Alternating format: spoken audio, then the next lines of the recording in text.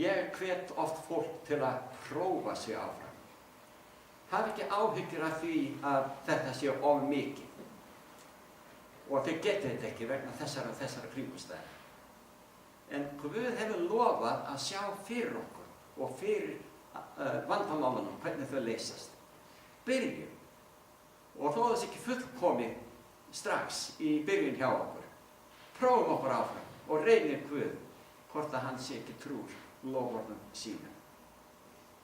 Tökum annað loforð. Í Malaki 4. kafla frá 7. versi. Þar hefur Drottinn ástæðu til þess að virkilega að segja fólki sínu til syndana. Hann segir allt í frá dögum feðra yðar hafið þér vikið frá setningum mínum og ekki gætt þeirra. Snúið yður til mín, þá mun ég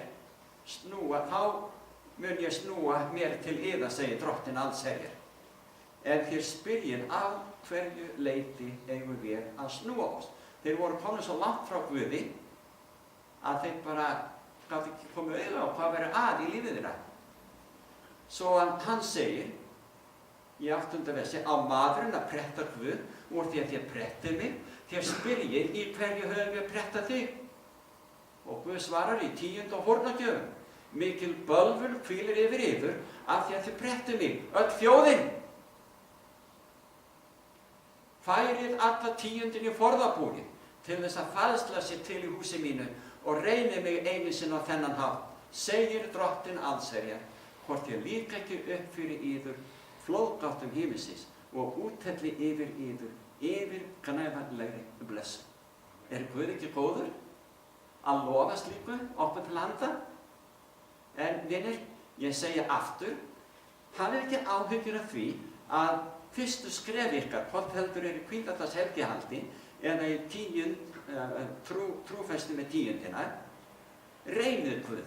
Ég segi oft við fólk sem bara getur ekki hugsað sér eða sér hvernig það hægt að skila tíund. Ég segi, ef að þú átt samkvæmt tekjum þínum að skila 1000 krónum á þessu tímabili sem tíundu Guðs, því að Guð á þetta, þennan hluta af tekjuðinum, þá segi ég oft við það, af hverju ekki að byrja bara eins og litlu börnin með eitt skref, lítið skref í einu. Hvernig gera börnin? Þau reyna að standa á fætur, þau detta niður, þau reyna aftur og detta niður. Hvað eftir annað? Ef þau læra að ganga, hann kemur að því að þau læra að ganga. Eins með okkur.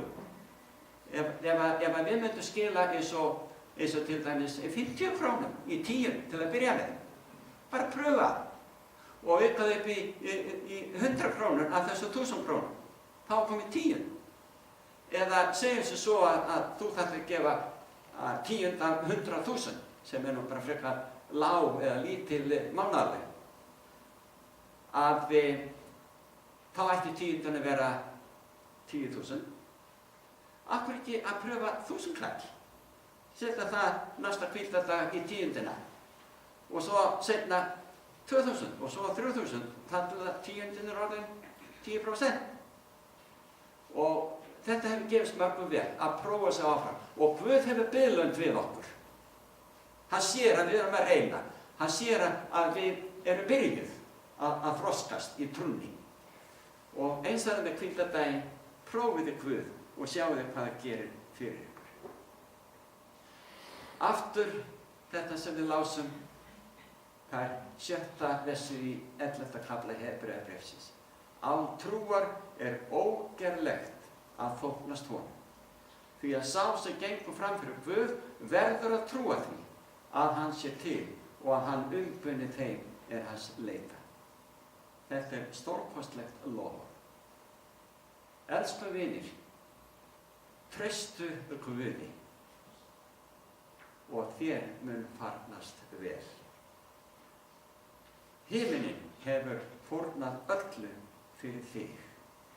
Hverju vilt þú fórna eða láta af hendi fyrir hann sem gerði allt fyrir þig?